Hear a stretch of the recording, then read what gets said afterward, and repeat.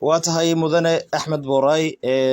adiga iyo musharaxii aad tartanka iskula jirtiin oo baraha bulshada lagu soo daawacay ama lagu soo qoray in nin walba uu sheeganayo guusha kursiga degmo baarlamaaneedka Cildhaas bal waxaad inooga warbixisaa mudane Axmed Booraay maadaama aad ahayd musharax u lulamayay kursiga degmo baarlamaaneedka Cildhaas natiijadii xagee ku dambeysay adiga ahaan bal dareenkaaga waa maasantay walaalow horta taageerayaashayda xaq ay u leeyihiin inay dabaaldegaan maadaama ay og yihiin aniga ku sarreeye doorashadaas ninkii kusoo bixinayn waa aniga hase ahaatee doorashadii codadkii oo la tirinaya ayaa dhacday in qalalaasa ay meesha ka dhacaan taalin hallka meesha tirada lagu bixinayo ee qalalaasa ka dhacaan nalka la damiye xabada ay ka bilaabatay meesha aad og tahay laba wiil ay xabada ku dhacday oo weliba mid isbitaalka wajeer adjiifo oo lugta laga gooyay arrintaas waa aad iyo aad aan ugu xunnahay marka taa ka bacdi markii taa dhacday waxaa noola geystay dhibaato fara badan oo ciidanka booliiska oo meesha jooga ay noo geysteen agentiyaashii in qarac loo geystay waata loo geystay oo kudi meesha laga wala saaray taa markay dhacday ka bacday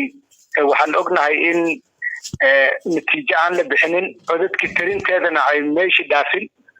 oonba la dhamaynin codin tirinta aan la dhamaynin waxaan ognahay annaka waxaan haysanay parallel talent center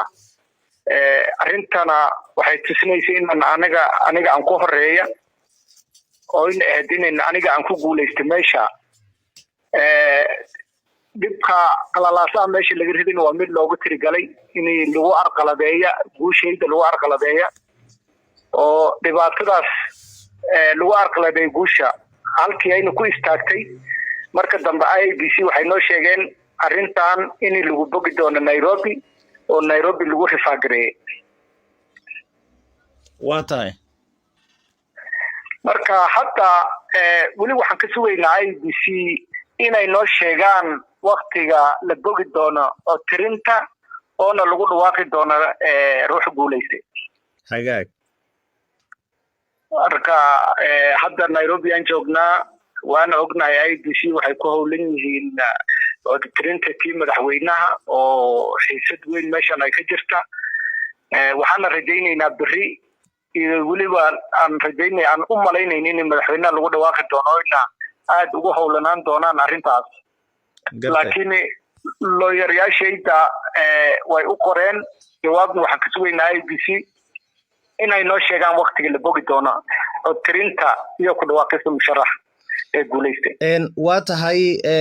waxaad ka dhawaajisay in qalalaaso Cildhaas ka dhacay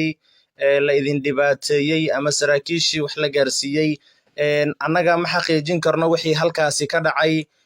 waxa markaasi ay arrimahaasi quseeyaan laamaha ammaanka oo ka hadli karaan marka laga tago qalalaasaha aad ka hadashay musharaxii kula tartamayay kursigaasi waxa uu sheegay in isaga uu ku guuleystay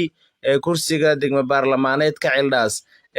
arrinkaasi adiga sideed u aragtaa adna waxaad tiri weli laguma dhawaaqin oo waxaynu sugaynaa natiijada guddiga IEBC-da horta arrinta waxaan u arkaa inay qalad tahay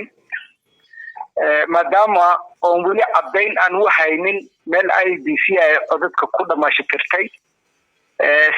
si rasmi ahna loogu dhawaaqay inay codadka la dhameeyey iyo codadkii si loo kala helay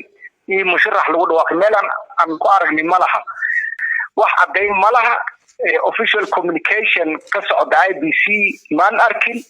marka waa qalad inaad ninka aan tartanka ku loolanka iskula jirno inaad isku dhawaaqo waa qalad waa tahay hadda waxaad sugaysaa natiijada ka soo bixi doonto maalinka bariga IEBC ha baaqa aad u jeedinayso shacabka degmo baarlamaaneedka Cildhaas waxa uu yahay waxaan u sheegayaa waxaan u baaqayaa inay istijiyaan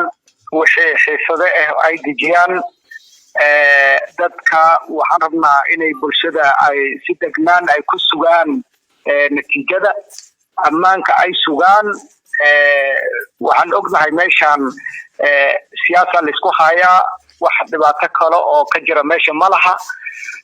inkastoon ognahay xamaasada ka dhalatay arrintan maadaama oo guushii aan lahaynay la arqaladeeyey oo xamaasadaas dhalisay taageerayaashiisa waxaan u sheegaa inay xiisada ay dejiyaan oo nabad ahaadaan oo si nabad ay ku sugaan in waqtiga lagu dhawaaqi doono natiijada marka guushan uu sheegtay musharaxa kula tartamaya ka Axmed ahaan musharax Axmed waad beeninaysaa waan beeninayaa aad baad u mahadsan tahay mas'uul